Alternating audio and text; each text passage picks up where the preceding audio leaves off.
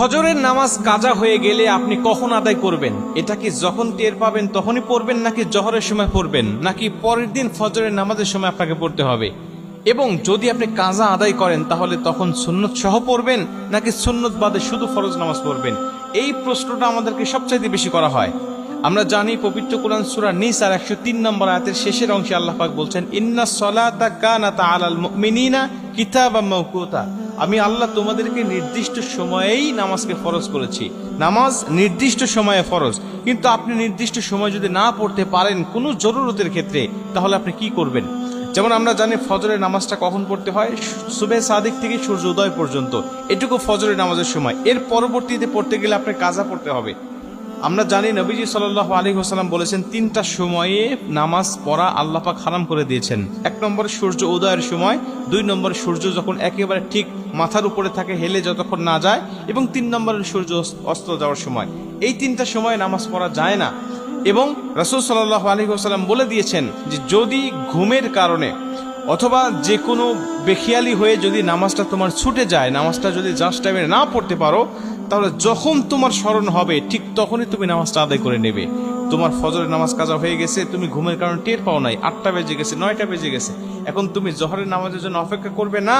জোহরের নামাজের জন্য অপেক্ষা নয়, তুমি তখনই উঠে তুমি নামাজটা আদায় করে নেবে। এখন তুমি নামাজটা কিভাবে পড়বে? 2 রাকাত সুন্নত সহ নাকি শুধু ফরজ পড়বে? রাসূল সাল্লাল্লাহু আলাইহি ওয়াসাল্লাম বলেন, ফজরের নামাজের 2 রাকাত সুন্নতের গুরুত্ব কত বেশি জানো?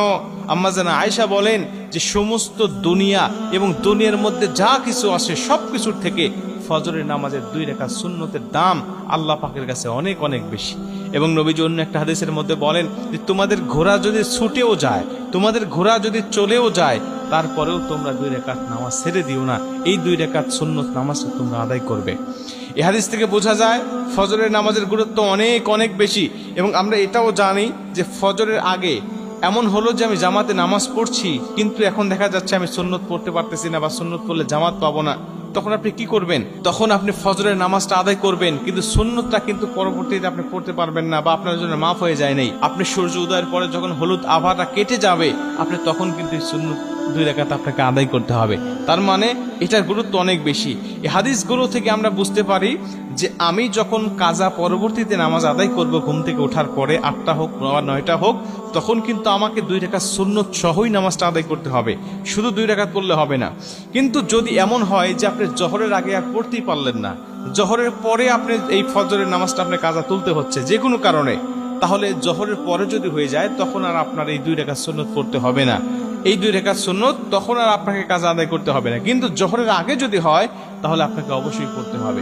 প্রিয় ভাইরা আমার, এটা কিন্তু জরুরতের ক্ষেত্রে 2-1 দিন হতে পারে এমন, কিন্তু কন্টিনিউ কিন্তু করা যাবে না। এমন হতে হবে না যে প্রতিদিন আপনার ফজরের নামাজটা কাজা হয়ে যায়, প্রতিদিন রেগুলার আপনি 8টা 9টার সময় ওঠেন, তাইলে কিন্তু আল্লাহ আপনার উপর নারাজ হয়ে যাবে, রাগান্বিত হয়ে যাবে। হঠাৎ 1 দিন 2 দিন আপনি উঠতে পারেন নাই, ঘুমের কারণে বা বেখিয়াল বশত কারণে আপনি উঠতে পারেন না, বা নামাজ জাস্ট টাইমে পড়তে পারেন নাই, তখন এই সমস্ত মাসালা আপনার জন্য হবে। কিন্তু রেগুলার যদি আপনি নামাজ কাজা করেন, তাইলে কিন্তু আল্লাহ আপনার উপর নারাজ হয়ে যাবে।